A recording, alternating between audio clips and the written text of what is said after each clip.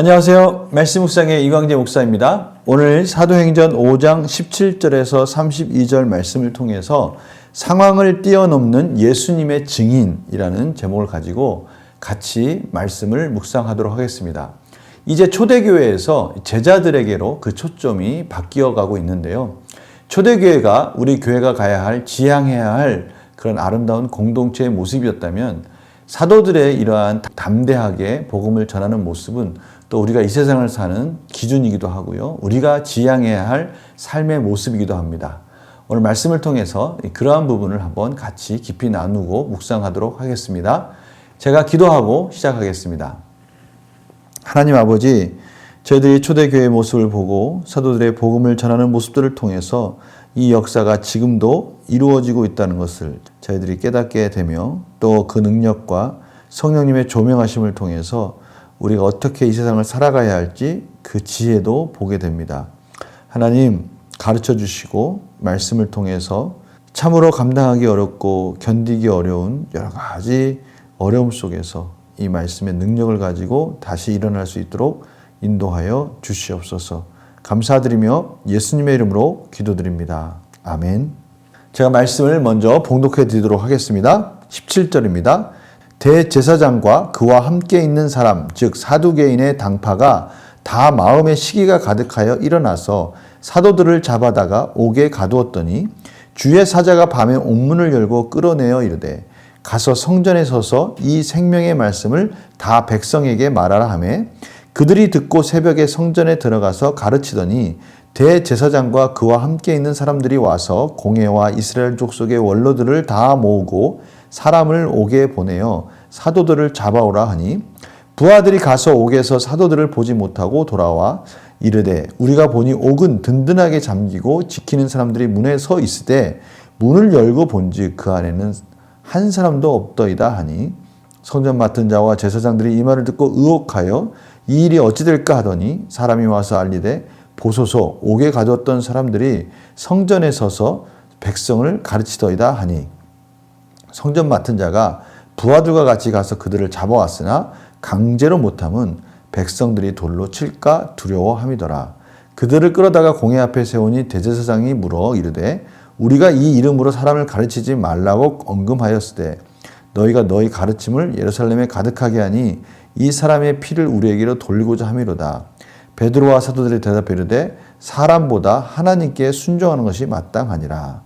너희가 나무에 달아 죽인 예수를 우리 조상의 하나님이 살리시고 이스라엘에게 회개함과 제사함을 주시려고 그를 오른손으로 높이사 임금과 구주로 삼으셨느니라. 우리는 이 일의 증인이요 하나님이 자기에게 순종하는 사람들에게 주신 성령도 그러하니라 하더라.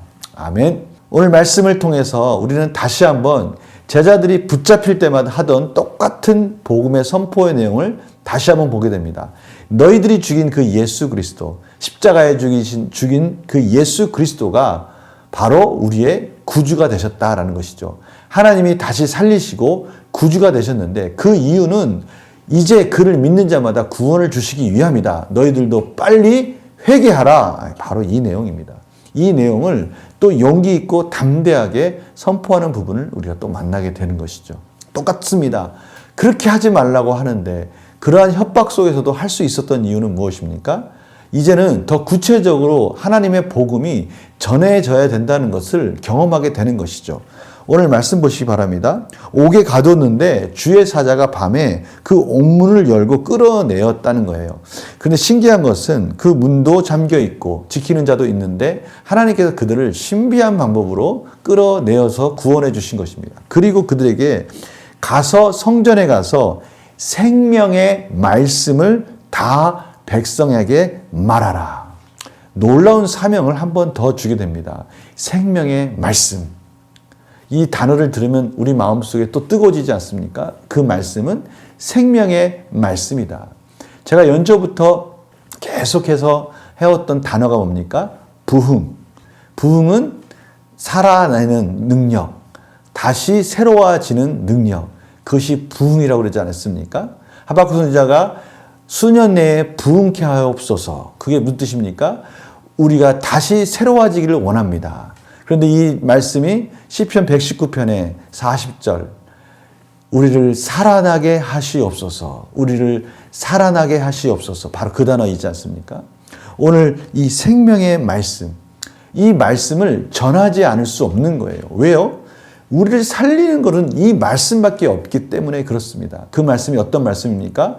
우리를 위하여 십자가에 죽으신 예수 그리스도, 그 예수 그리스도가 부활하셔서 우리의 구주가 되셨고, 이제 회개하는 자, 그 예수 그리스도를 바라보는 자마다 다시 생명, 예수 그리스도의 이름으로 살아나는 역사가 있게 된다라는 것이죠.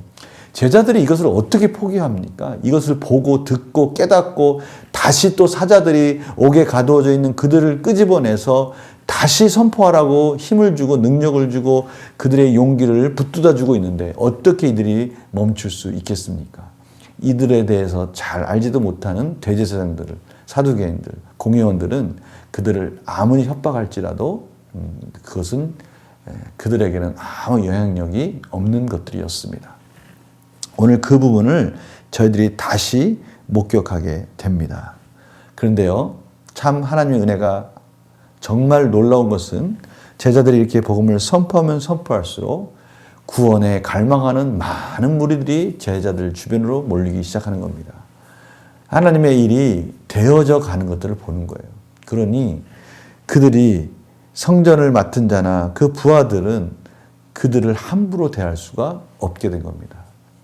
이것이 우리가 사는 능력 아니겠습니까? 이것이 우리가 사는 담대함 아니겠습니까? 우리 안에 생명의 말씀만 있다면 우리가 두려워할 것이 없다는 것입니다.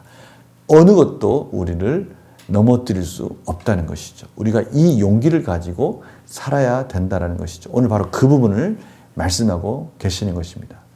우리 문제를 한번 풀어볼까요? 대제사장과 사두개인들이 시기심으로 사도들을 옥에 가두자 어떤 일이 일어납니까? 19절 20절입니다. 아주 신비한 일이 일어났습니다. 주의 사자가 밤에 옥문을 열고 끌어내요. 참 신기한 것은 이 뒤에 보니까요.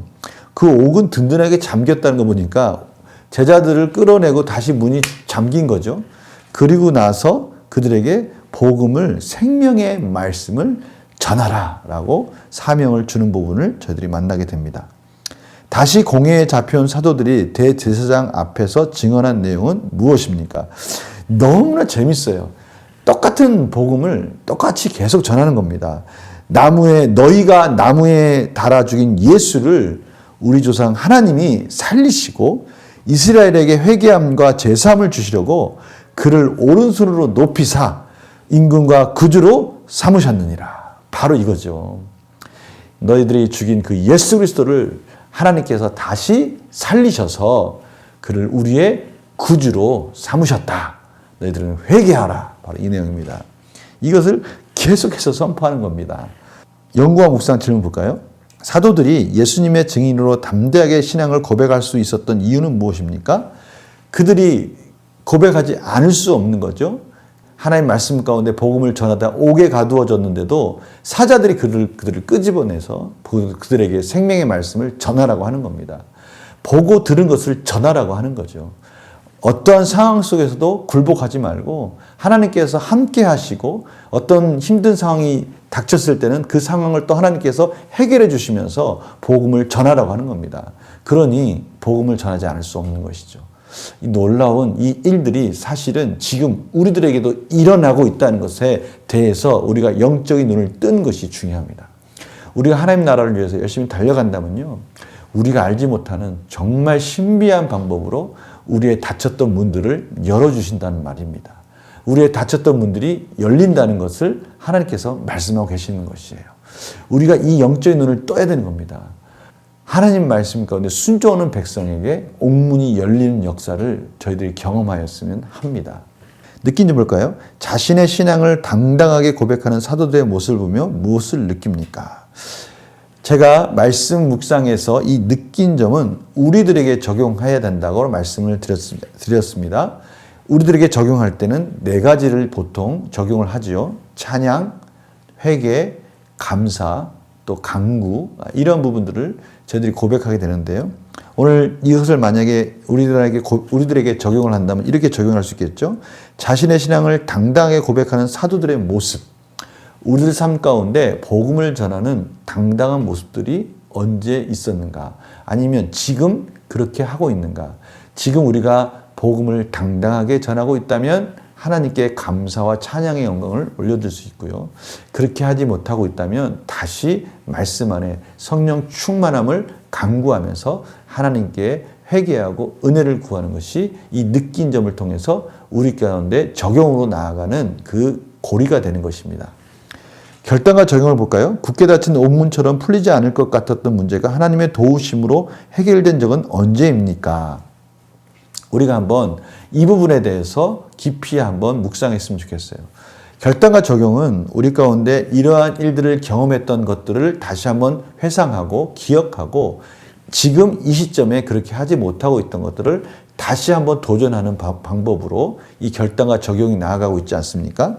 내 안에 장애물을 뛰어넘어 예수님의 증인으로 살기 위해서 무엇을 결단해야 합니까?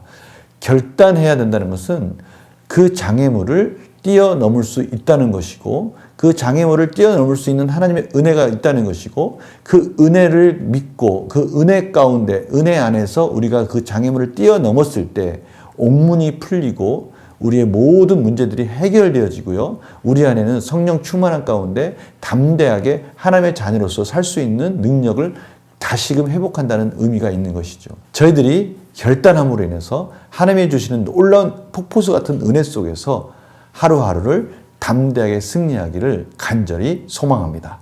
제가 기도하겠습니다.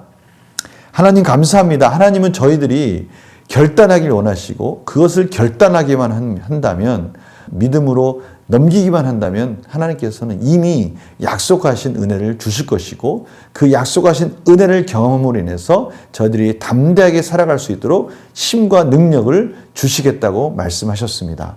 오늘 이 말씀을 가지고 다시 한번 도전하게 하여 주시옵시고 저희들에게 힘과 능력을 주시는 하나님의 뜨거운 마음이 저희들 가운데 전해지게 하여 주시옵소서. 감사드리며 예수님의 이름으로 기도드립니다. 아멘. 성도님들 또 금요 기도회가 있습니다. 열심히 나오셔서 같이 기도하기를 원합니다. 내일 또 뵙겠습니다. 안녕히 계세요.